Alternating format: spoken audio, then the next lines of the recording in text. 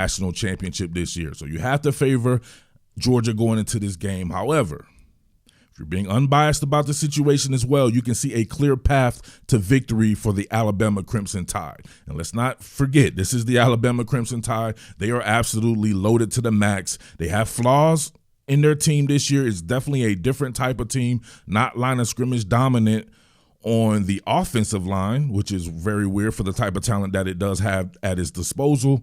But it's a team that is superior to Georgia as far as putting the ball in the air, and it has been playing some damn good defense of its own. So the path to victory for me would be what happens if Georgia is unable to run the ball on Alabama. What more can I say? Top Billin. Yo, Top Billin. Did it just happen again? For what? Did the Alabama Crimson Tide once again take it to the Georgia Bulldogs? You can't be serious. Now listen, first of all, shout outs to the Georgia Bulldogs for the incredible regular season that it had. It absolutely trounced everyone. There's no doubt about that. Georgia can very well still win the national championship. But what did I say in that preview yesterday? It was a clear path to victory for Alabama, and it happened exactly the way I predicted it would if Alabama was to win that particular game, and they did. Now listen, before this game, there's a reason why I wanted everybody to get their predictions out there, right? Because this is exactly what happens. This was really mainly aimed at Georgia fans because I had a feeling that this would happen, right? You get annoying people like this right here, right? You got this clown up here talking about the Georgia Dogs team is one of the all-time greats. They are much better than 2019 LSU, 2001 Miami, and 1995 Nebraska. You got dudes saying 50-7 and 41-3. That type of shit is annoying. Like, I want actual real football heads up on my channel, man, so we can talk football. But there's just some fan bases, man, you cannot reason with. Now, not everybody. There was a lot of good predictions on here from Georgia fans and from Alabama fans. So you can't throw the baby out with the bathwater, but way too many goofball shit like that.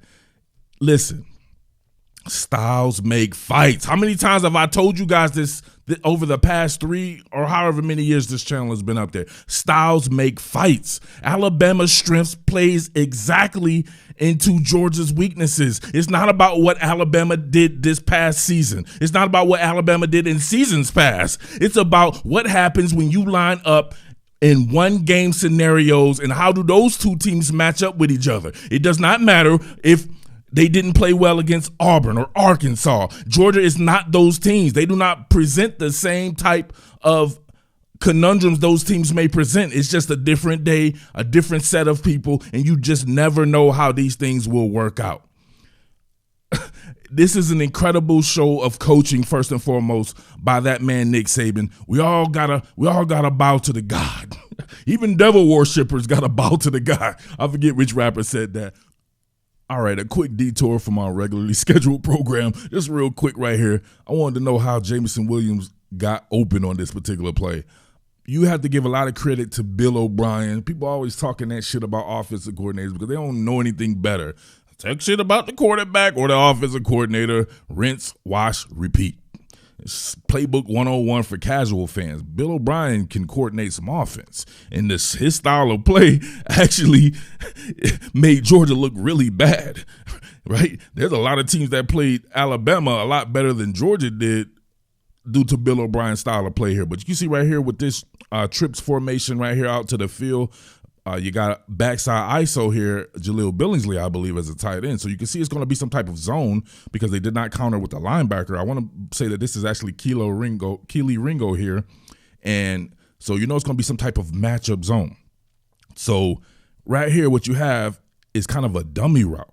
Because you have kind of an in-breaking route to or a skinny post, if you want to call it, right there by Jameson Williams, who got the cheese.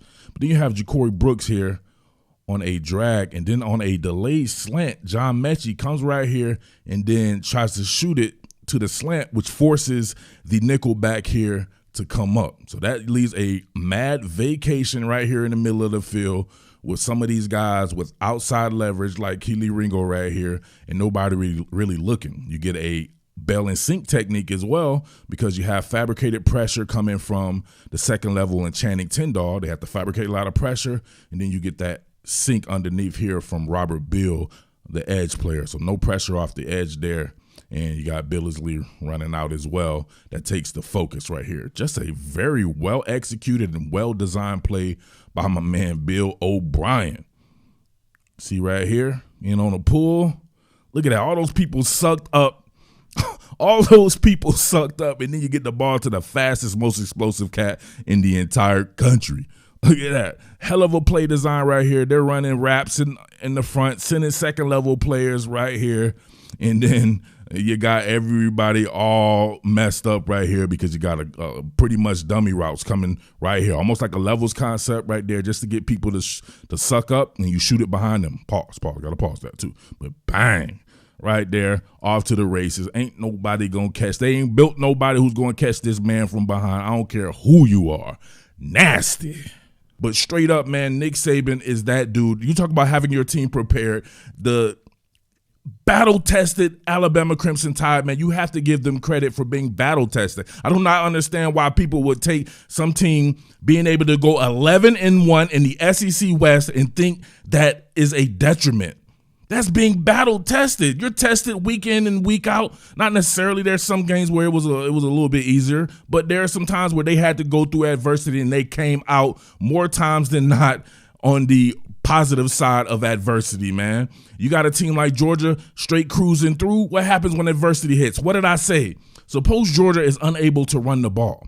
They did not have a great showing on the ground after like the first couple of drives. Alabama did a really good job of that, especially when Alabama started putting the pressure on a very weak Georgia secondary. That's like I said in the preview. And it's just a different ball game. You have to kind of abandon the run. You have to try to keep up with them. Then it becomes a different game. Styles make fights. Can you guys get that through your thick skulls? Come on, man. And styles will make fights in the future if these two teams play each other as well, because there's obviously a clear path to victory for Georgia too. I would not totally write Georgia off in a rematch. Georgia has a very good team. And one of the reasons why I wanted to put this prediction thing out here, because I know this is what people are going to do, especially Georgia. Georgia lives for the what ifs. That's why it's so tough covering Georgia. And eventually I have to leave that shit in the past, man. I have to move on with my life, man, and cover some other shit, because it's so frustrating. It's always about the what if. Now, I know people are going to come in here if they lost this game and immediately blame Stetson Bennett and say that JT Daniels would be that guy, just because they didn't see JT Bennett have to play against Alabama, right? When he played against Clemson, it's an excuse. He's injured and this and that. If he play against this team and he doesn't do good, then then he throws an interception and it's like, oh, yeah, we're not worried about that. But Stetson Bennett does it, then it's a problem. Not taking about what Stetson Bennett actually did correct. He started off extremely hot. He made some throws in this game. I don't give a damn how much of a hater you are. You have to give this kid credit. Some of those seam throws were absolutely incredible. The first interception wasn't even his fault. Brock Bowers stopped. He stopped and did not want to get hit or something like that, and he threw an interception. The second one, he got fooled. That doesn't mean JT Daniels wouldn't get fooled. He's not thrown an interception before. Come on, man. Why do we always got to do the what if shit? It's like you guys always have a built-in excuse. That's what I said this whole year. It's always a built-in excuse. And I was talking about the lack of elite level competition for Georgia, and people wanted to jump down my throat about that. It is what it is. I don't care where the fuck you're ranked at with some goofy ass preseason rankings. It does not matter. At the end of the season, we have your data in totality. Those teams that they played were average to above average. They're not on the level of Alabama. Even if some of those teams played Alabama close or whatever like that, Alabama presents a different type of conundrum for a team like Georgia that has a weak secondary. If Georgia, remember what I say, Georgia has to do a lot of fabricated pressure schemes to get home.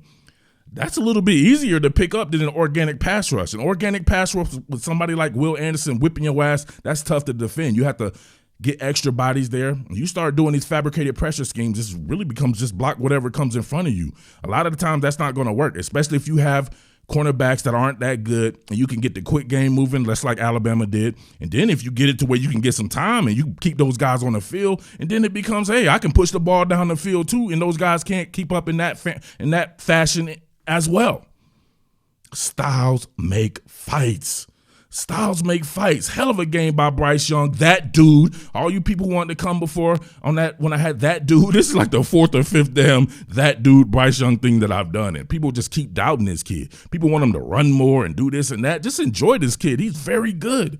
He's very good. He's just a true sophomore. He didn't have any starting experience before this year, and he is that damn good. And you guys keep doubting him. Come on, man. He's losing guys right and left as well and having to play.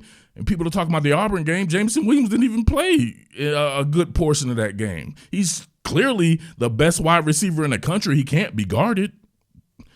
Come on, man. Why this guy can't get a pass on stuff like that? So he's the Heisman Trophy winner. I said that shit before the damn season started. It's wishful thinking to doubt he's that dude. You can look at his skill set, man. If you're looking with a trained eye and you're unbiased, it's actually pretty easy to evaluate that kid. He is damn good. His release is too damn quick. He's too damn poised. He's too damn well coached. Even prior to getting to Alabama, he seemed very polished. He just has some things to clean up on, and then he's playing with some good talent as well. I don't know, man. All I know is that's why you got to love this particular sport in general, college and pro, because you just never know what happens when you line up there between them white hashes or between the lines, man. It's a wonderful sport. So you got to bow down to your man, Nick Saban. And stop doing the what if shit all the damn time, man. You guys had all these predictions. 90-something% of you predicted that Georgia would win. And now all of a sudden when they don't win, then you got built-in excuse. Got to run with what you brung, man. Run with what you brung. So I know what it is now. Now it's going to be like, oh, I got a JT Daniels. Now it's going to be on. And we shall see. Styles make fights, man. There are some times where you damn know well that JT Daniels would have been sacked. Stetson Bennett got out of the pocket and moved the chains, not with just his legs, with just extending the play and then throwing the ball as well. So you take the good with the bad. If you get sacked 5 or 6 times and you're talking about a couple of interceptions or something like that, it ends up being very much the same thing. Who's to say that he wouldn't fumble in some of those sack situations? So that's all I'm saying, man. Georgia's a great team. Alabama is a great team. They may see each other again. We shall see. It's looking like it. The only team that I thought that could beat Georgia as well as Alabama was Ohio State. I think Ohio State will blast Georgia's secondary.